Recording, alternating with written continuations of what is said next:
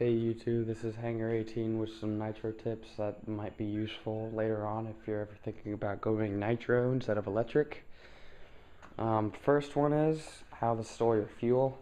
You never want to store your fuel in a warm place, or the oil might get gummy.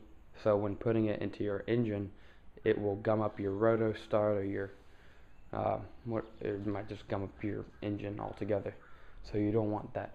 I have this refrigerator here. If you ever have a garage refrigerator, which I know some people do, that it's good to store it in there. And you don't want to set the setting on the refrigerator too high, or you might have harm of getting it too cold and it will be a struggle to start later on. There's my fuel right there. The next tip would be good is that you never want to be messy. I used to work with that on the workbench. Not a very bright idea. This is my Nitro Tiger Shark. I need to find more tools for it and spare parts. So that's kind of like my junk pile right there until I can get anything fixed. A lot of it's just not even nitro related stuff. To keep yourself organized, I suggest buying a toolbox, preferably from any company. I got this one from Black & Decker. It is a really good box. It comes with two side compartments where you can have your wrenches to take out your spark plugs. I actually hold a spark plug in here, which is still usable, and I'm just doing that just in case the other one dies. In here I have my Allen wrenches. It's good to hold all your Allen wrenches in one container so you know exactly where they are.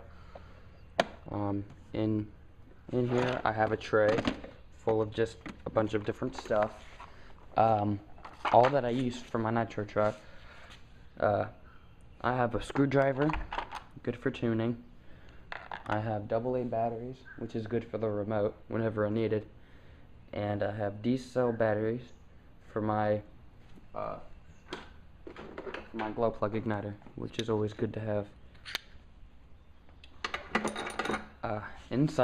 Below the tray, I have a set of Allen keys, a special set that I got at a hobby store, at the hobby store, Hanger 18 Hobbies. And yet the site's not open yet, so you can't really order anything. That's okay. But if you can find this online, it's called Team Integy. I will write that at the top corner of the screen. All screws fit everything on there. This red case right here, I have a wrench set, so that's all good. There are very few wrenches on the aftershock, so that's not much needed, but it's always good to have some as a prop.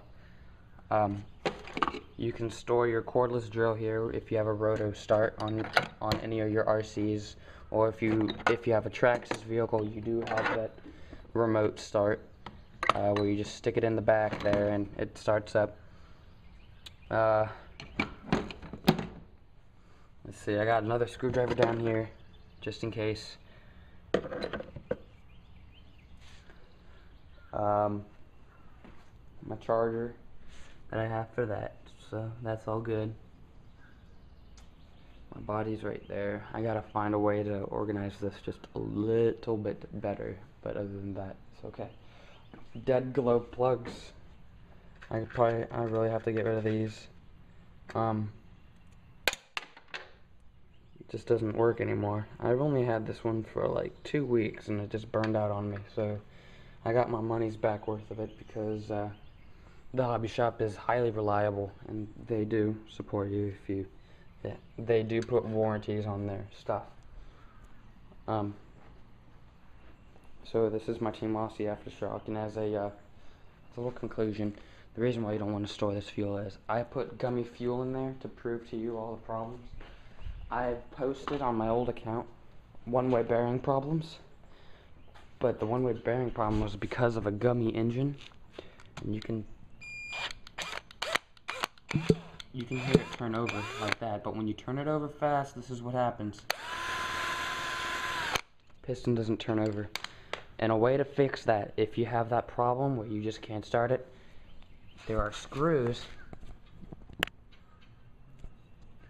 One down there. Actually, I removed 2 screws so it would go a little faster. But there's 4 screws on each side of this, and one down there. You remove those screws. There's a little pin that you take out, spray it with WD-40, stick it back in. It will work just like new.